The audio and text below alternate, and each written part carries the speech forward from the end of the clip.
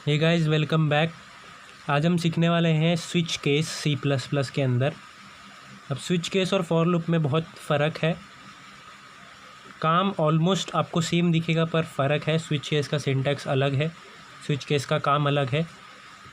तो फटाफट से हम स्विच केस स्टार्ट करते हैं बिना टाइम वेस्ट किए। तो हमारी लास्ट वीडियो का patterns.cpp जो मैंने आपको बताया था पैटर्न्स के बारे में, आई होप आपने वो प्रैक्टिस किया होगा, वो वीडियो देख लिया होगा। स्विच केस का जो फर्स्ट इम्पॉर्टेंट चीज़ है वो फॉर लूप से तो अलग है। मैं पहले आपको वो कोडिंग लिख के दिखाता हूँ। मैं यहाँ पे आईओ स्ट्रीम लिख देता हूँ यूजिंग नेम स्पेस std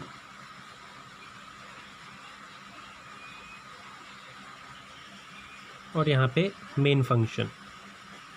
अब ये सब तो सेम रहेगा। मेन फंक्शन के अंदर करली ब्रैकेट्स में रिटर्न 0। ओके, तो हमारा स्केलेटन अब तैयार है। मुझे पहले डिक्लेयर करना होगा इंट, लेट से मैं कोई वेरिएबल दे देता हूँ, मैं आई दे देता हूँ।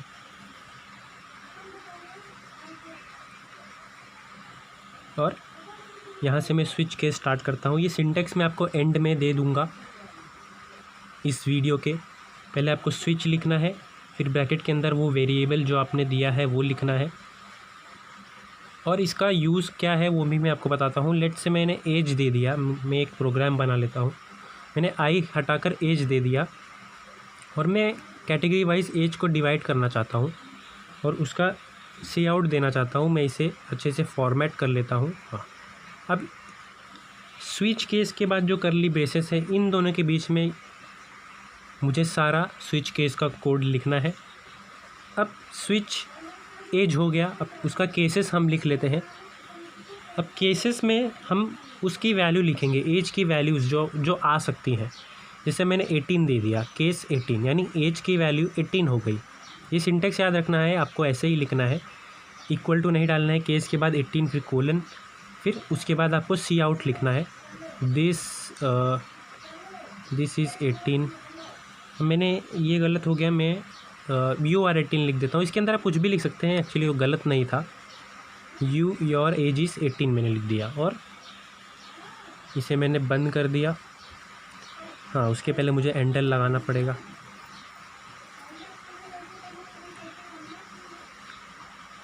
और इसी तरह मैं और भी केसेस ले लेता हूँ एक साथ। मैं इसे कॉपी करके पेस्ट करके मैं वैल्यूज़ चेंज करके आपको दिखाता हूँ। पहले मैं इसे फॉर्मेट डॉक्यूमेंट कर लूँगा तो ये सारी चीज़ें एक लाइन में आ जाएंगी। अब देखिए यहाँ पे केस 18 है, उसका सी आउट स्टेटमेंट।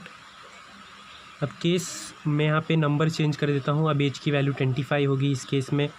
इसकी लेट से मैं रख देता हूँ 45, इसकी मैं 12 रख देता हूँ।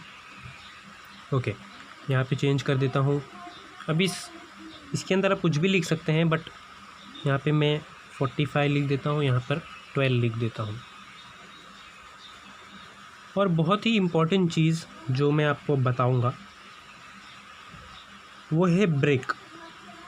अब ब्रेक, हर एंडल के बाद आपको ब्रेक लिखना ज़रूरी है। वो क्यों? क्योंकि जो भी कंडीशन सेटिस्फाई हो रही है उसके बाद वो प्रोग्राम वहीं रुक जाना चाहिए, उसके आगे नहीं बढ़ना चाहिए। तो ब्रेक लिखना ज़रूरी है, नहीं तो वो आगे के स्टेटमेंट्स को भी सी आउट करेगा, प्रिंट कर देगा। मैंने हर जगह ब्रेक लिख दिया है।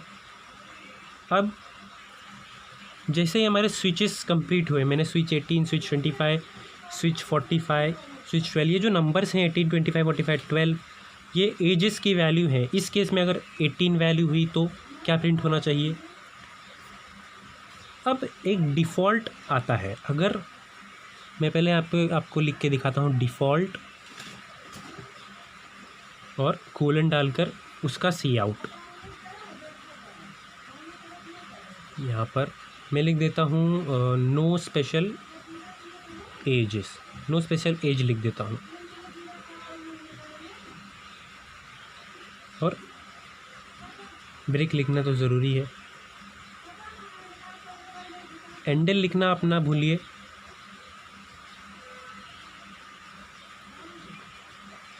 वो मैंने गलती से एंडल नीचे लिख दिया। आपको हमेशा याद रखना सी आउट के बाद लिखना है। तो यहाँ पर एंडल हो गया। ये हो गया हमारा सारा कोड कंप्लीट। लेकिन एक कमी है कि हमें एज डालना कहाँ है। उसके लिए हमें CIN स्टेटमेंट एक लगेगा, सिन स्टेटमेंट। यूज़र को एज डालने के लिए भी हमें बताना पड़ेगा।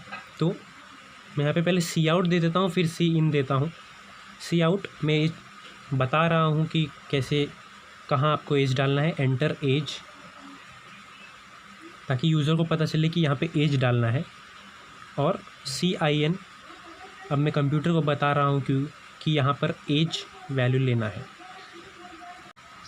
तो हमारा कोड यहाँ पर कंप्लीट हो गया। मैं इसे सीक्वेंस में ला देता हूँ। ओप्स, यहाँ पर मैं इसे ऊपर ला देता हूँ ताकि सारी चीज़ें एक साथ आ जाए। और यहाँ पर मैंने आई लिख दिया है, यहाँ पे एज आएगा।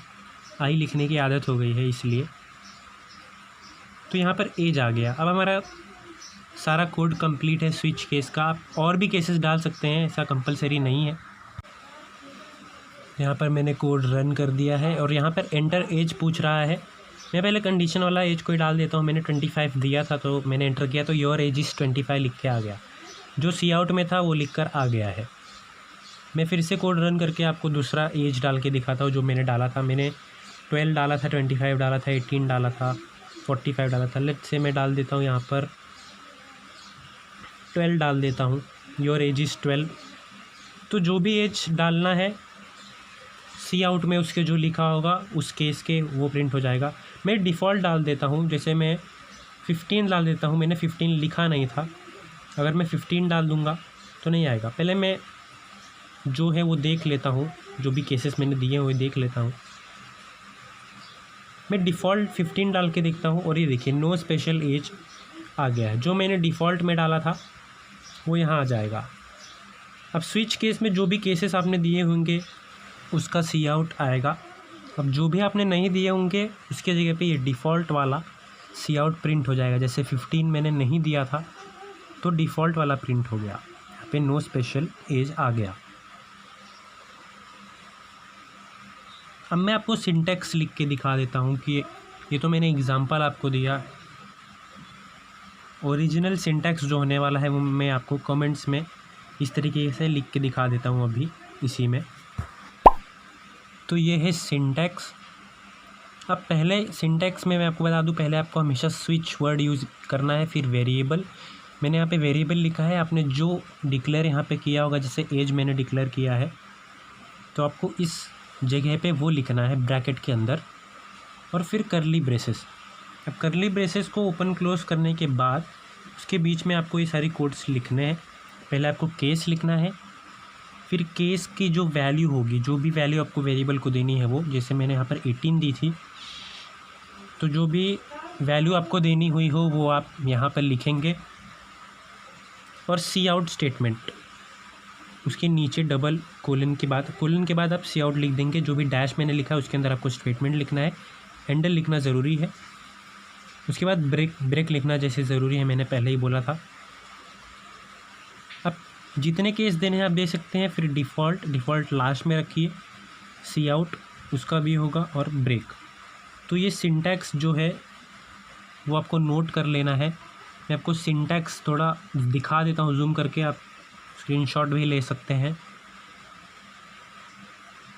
तो ये है हमारा सिंटैक्स स्विच केस का। इसी को फॉलो करके स्विच केस बढ़ेगा आगे।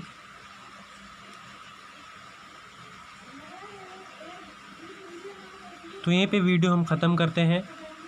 उसके पहले आपको गूगल पर जाकर सर्च करना है शैरी लर्निंग, और आप यूट्यूब पर भी सर्च कर सकते हैं शैरी लर्निंग। जैसे आप सर्च करेंगे यहाँ पर शैरी लर्निंग -यूट्यूब आ जाएगा, आपको उस पर क्लिक करना है। तो ये चैनल जो है शैरी लर्निंग, ये इस चैनल को आपको ज़रूर से सब्सक्राइब करना है। यहाँ पे सारे कोडिंग के वीडियोस हैं, यहाँ पे वेबसाइट की भी वीडियोस हैं, आपको सब्सक्राइब कर लेना है। बेल आइकन को दबाकर ऑल कर लेना है। दैट्स इट, आपका काम हो जाएगा। तो मिलते हैं आपको अगली वीडियो में। Bye bye.